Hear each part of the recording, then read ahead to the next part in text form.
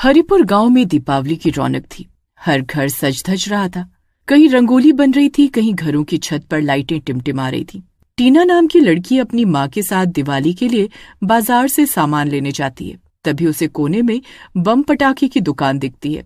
माँ देखो ना पटाखे, मुझे भी दिलवा दो ना इस दिवाली पर।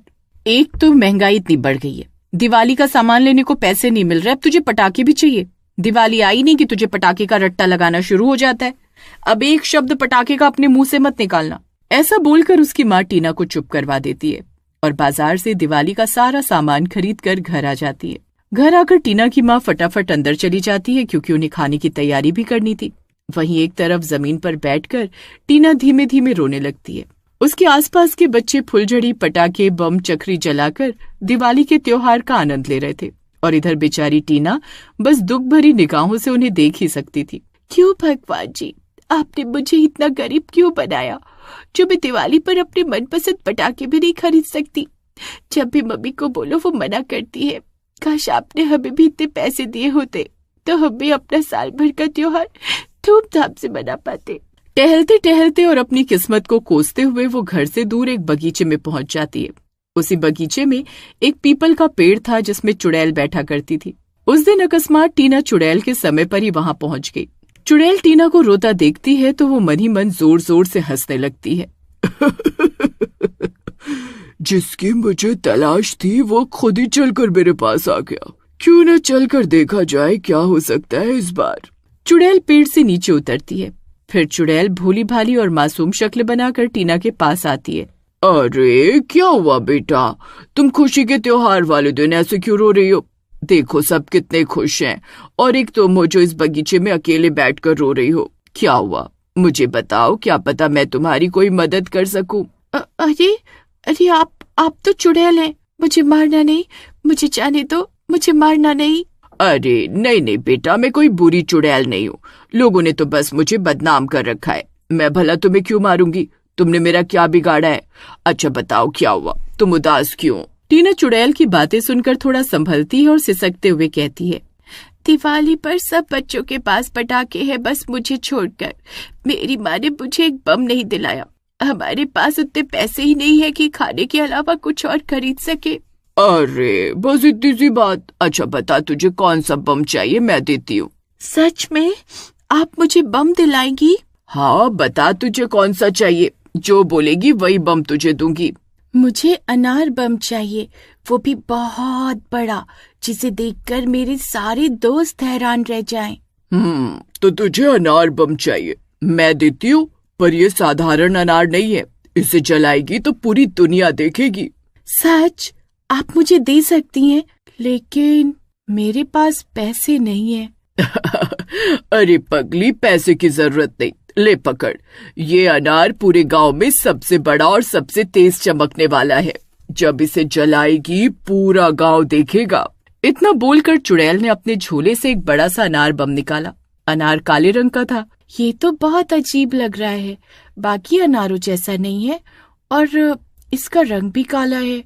बाकी अनार तो लाल रंग का होता है और इसमें अजीब सी लाइन भी है। बाकी अनारों से ये बहुत ही अलग दिख रहा है। यही तो इसकी खासियत है इस अनार बम की। बस दीपावली की रात इसे जलाना, पूरा गांव तुझे देखेगा। सब बच्चे तेरा अनार देखकर जल उठेंगे, सोचेंगे इतना अच्छा अनार हमें क्यों नहीं मिला। सब तेरे पास आएंगे। टीना खुश होकर अनार घर ले आती है। टीना भी उस बड़े अनार को लेकर बाहर आई। अरे देखो, टीना के पास तो पटाखे थे ही नहीं, ये कहाँ से ले आई? हाँ, ये तो बड़ा सा अनार है, कहीं ये जलते ही फुस ना हो जाए। क्यों टीना, किसी सस्ते दुकान से तो नहीं लेकर आई है ना बम? चुप रहो सब, ये सबसे बड़ा अनार है, तुम सब देखते रह जाओगे। उसने माचिस से बत्ती जलाई और अनार के पास लगाई। जैसे ही बत्ती लगी, अनार बम से नीली नीली आग की लपटें उठी। चिंगारियां इतनी ऊंची हो गई कि पास खड़े बच्चों के कपड़े झुलसने लगे। अरे भागो, ये अनार बम तो अलग ही है। सारे बच्चे डर कर दूर भागने लगे, लेकिन टीना वहीं खड़ी रही क्योंकि उसे गर्व था कि उसका अनार सबसे खास है। अचानक अनार फटने की बजाय हवा में तैरने लगा। उसके भीतर से किसी के हंसने अब मजा आएगा असली दीपावली का। टीना सन्न रह गई। उसे कुछ समझ ही नहीं आ रहा था कि ये क्या हो रहा है। अरे ये कैसी आवाजें हैं?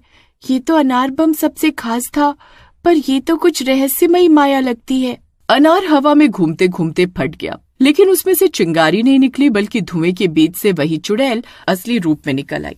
उसके बाल खुले थे, आंखें अंगारे की तरह लाल थीं और मुंह से काला धुआं निकल रहा था। पर जैसे ही आसपास खड़े लोगों ने चुड़ैल को निकलते देखा, उनके होशो हवास खो गए। अरे अरे, अनार बम में से चुड़ैल कैसे बाहर निकली? क्या ये कोई जादुई बम है? अरे भागो चुड़ैल भागो! अरे चुड़ैल आ गई, भागो रे! सब लोग अपने अपने घर की ओर भागने लगे। आज कोई नहीं बचेगा। इस गांव ने सालों पहले मुझे पटाखे जलाने से रोका था।